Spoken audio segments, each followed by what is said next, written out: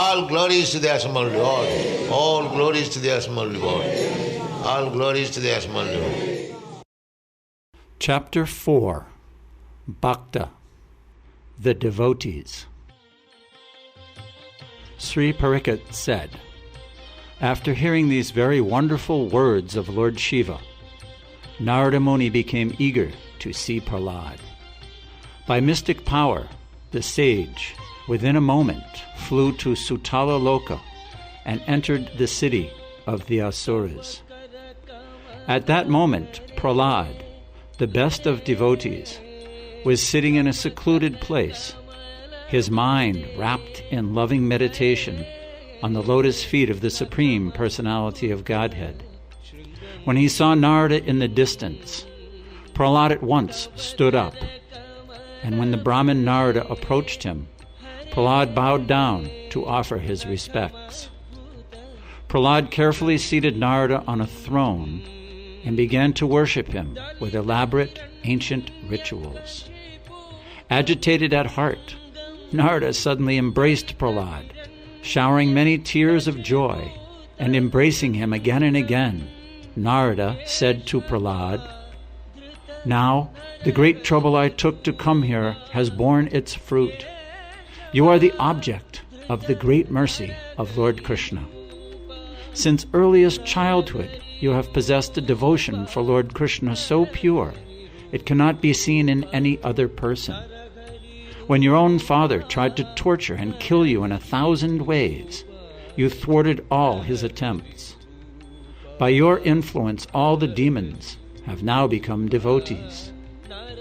Wrapped in thoughts of Lord Krishna, you appear like a madman, singing, dancing, trembling, and crying. You rescue everyone from the cycle of repeated birth and death. You give them pure devotional service for Lord Vishnu. In this way, you fill them with transcendental bliss. Lord Krishna appeared on the shore of the great ocean, placed you on his lap, and caressed you as a mother. Although Brahma, Shiva, and all the demigods were reciting many prayers, and although the goddess of fortune was worshipping him, he ignored them all. Although frightened Brahma offered many prayers from far away, you approached the Lord and fell down before his splendid lotus feet. Lord Nrsimha then picked you up, placed his lotus hand on your head, and licked your body. With great eloquence and very wonderful persistence, Brahma and the other demigods repeatedly pray for liberation and entrance into the transcendental realm. When Lord Hari offered that liberation to you as a gift, you ignored his offer and prayed only for pure devotional service, birth after birth. In order to please your Lord, and because in your prayers to Lord Nrsimha you prayed for the deliverance of all living entities, you accepted from him the kingdom of your father. That is why you remain here, wrapped in meditation on your Lord. One time, as you were going to Namasharanya to see the lotus feet of Lord Narayan, you met him disguised on the path. He challenged you to a fight, and when he was pleased by your strength in battle, he declared, I am always defeated by you. This pastime is narrated in the Vamana Purana. As he spoke these words, Narada became plunged in the nectar ocean of pure devotional love for Lord Hari. Narada, the confidential servant of the Lord, danced and called out, We have defeated him! Narada said, O best of the Vaishnavas, the Supreme Personality of Godhead was defeated by you. What need more I say? It was because of your mercy that Lord Mukunda was defeated by your grandson, Bali, the king of the demons, and became a guard standing at Bali's gate. From now on, I shall always stay here. Your power has enabled me to counteract the curses of Daksha and many others. Daksha and others had cursed Narada to always travel, unable to stay for a long time in any one place. Sri Pariksit said, Unable to bear hearing himself praised, Prahlada lowered his head in embarrassment. He bowed down before Narada and slowly and respectfully said, "O my Lord, O my spiritual master, please consider how it was that in my childhood I learned about pure devotional service to Lord Krishna. When a person is instructed by a great pure devotee of Lord Hari, he naturally becomes glorious. He is never defeated by any obstacles. He has the power to preach the truth of spiritual life even to children.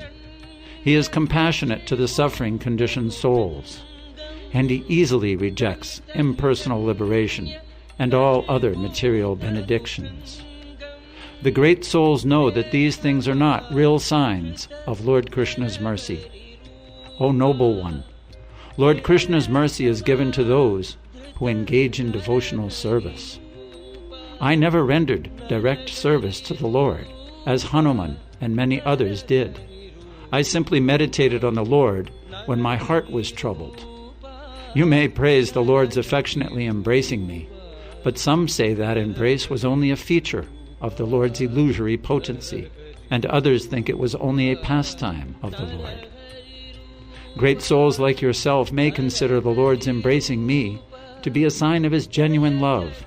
For myself, I consider it like a dream, or, even if it is true, it is not a sign of the Lord's mercy on me.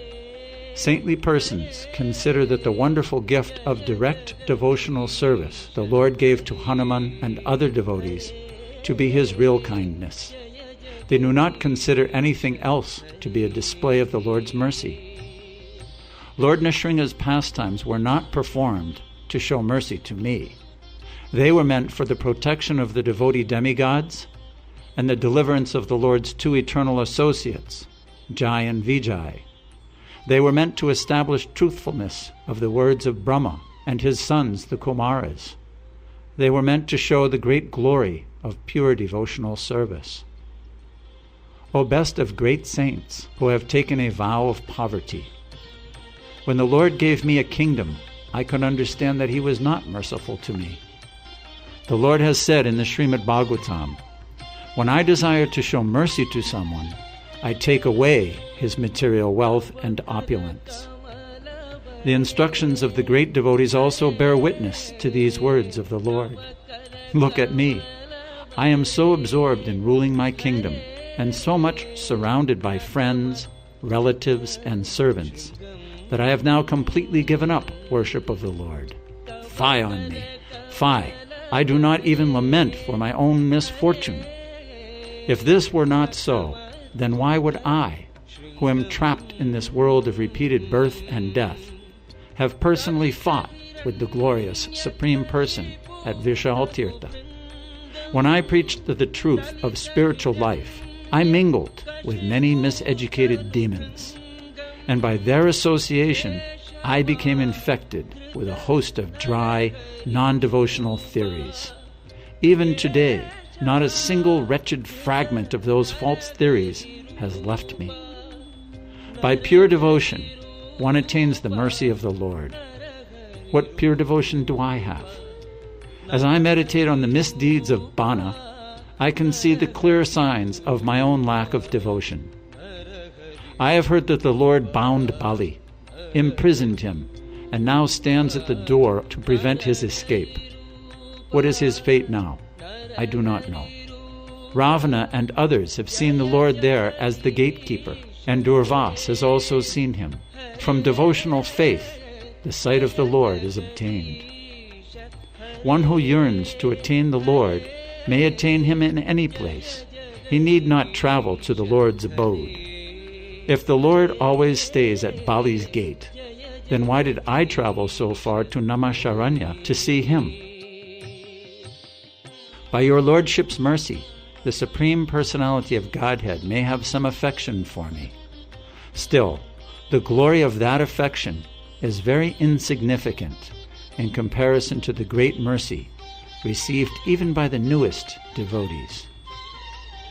O Lord, whose heart melts with limitless mercy, why should I make you suffer by describing my own great misfortune? Better that you place your glance on the great mercy the Lord has given to Kimpurusha Hanuman. O Lord, please know that when the Supreme Personality of Godhead appeared in his half-man, half-lion form to kill my father, he very quickly did his work and then disappeared again. I was unable to see the Lord to my heart's content. On the shore of the great ocean, I saw him for only a moment. It was like a flickering dream. Hanuman was very fortunate. He was able to enjoy the happiness of directly serving the Lord for many thousands of years without obstruction. Even in his childhood, he was extremely strong. By the mercy of the demigods, he received many benedictions. He is always freed from old age and death. He is completely fearless, a follower of austere vows, saintly, a heroic fighter, and the uncommon servant of Lord Ramachandra. He casually jumped over the fathomless 800-mile-wide ocean. He expertly comforted the distressed Sita, captive in the palace of the king of the Rakshasas. He taunted his enemy, burned Lanka, destroyed its fortifications, returned with news of Sita, and was firmly embraced by his master. He was the greatest carrier of his master. His tail became a white parasol shading his master, and his broad back became a comfortable seat for his master. He was the leader of those engaged in building the bridge at Setubandha. He fulfilled the needs of Vibhishana, broke the strength of the Rakshasas, and, with his great strength, brought the medicinal herb, Vishalya Karini. He brought life again to the army. He greatly pleased both his master and his master's younger brother. He became the devoted carrier of both his master and Sri Lakshman. With very intelligent tactics, he attacked and defeated the enemy. He chanted the transcendental glories of his master, the killer of the Rakshasa king. He brought great happiness to Sita. He is the object of the great transcendental mercy of his master. Even though he is not able to bear separation from his master, he remains in this world by his order. He sustains himself by always hearing the glories of his master. Even today, he stands beside the transcendental deity form of his master, as he had always stood by him in the past. My Lord, the scriptures declare, the monkey king, Hanuman, attained perfection by serving the Supreme Lord. In this way, Hanuman's glory is famous throughout this world. His service brought him the Lord's mercy. I offer my respectful obeisances to Hanuman. Even if it were to come to him of its own accord, he has no desire to accept any kind of liberation that would check his service to Lord Vishnu, the son of Maharaj Dasarath. I have left much unsaid. Still, your lordship knows his glorious position very well. Please go now to Kimpurusha Varsha. See him and become happy.